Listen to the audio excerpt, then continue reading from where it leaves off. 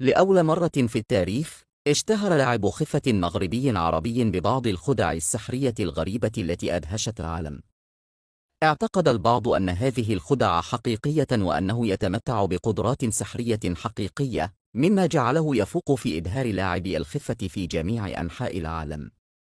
يعرف هذا اللاعب بلقب أنور ماجيك، والجميع يتساءل عن الأسرار والتقنيات التي تقف وراء هذه الخدع المدهشة التي تحظى بإعجاب الجميع.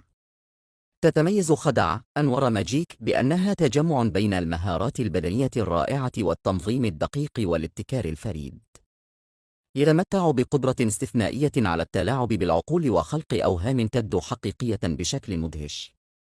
تعتمد الخدع التي يقدمها على تقنيات متنوعة تشمل التلاعب بالخفة والخداع البصري والتحكم الدقيق في الحركة والتوقيت المثالي. قد يتم تنفيذ بعض الخدع باستخدام أدوات وأجهزة متطورة مخفية بشكل ما، ولكن العديد من الخدع تعتمد على مهاراته الشخصية المذهلة دون الحاجة إلى مساعدة أدوات خاصة.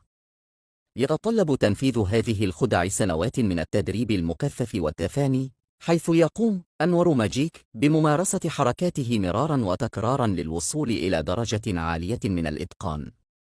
تجب خدع أنور ماجيك اهتمام الجمهور من مختلف الأعمار والثقافات، حيث يتمتع بقدرة فريدة على إلهام الدهشة والإثارة في نفوس المشاهدين. تتراوح خدع بين تحويل الأشياء واختفائها وظهورها فجأة وتعديل الحجم والشكل بشكل لا يصدق.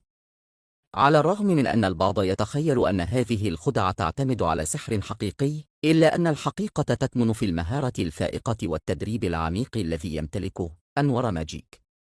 يستطيع تحقيق أشياء تبدو غير ممكنة في الواقع، ولكنها في النهاية مجرد خدع محكمة تعتمد على التنظيم والتحضير والتنفيذ الدقيق.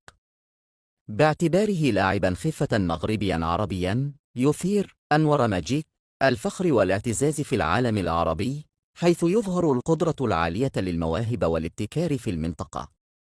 يمثل مصدر إلهام للشباب والشابات الذين يحلمون بتحقيق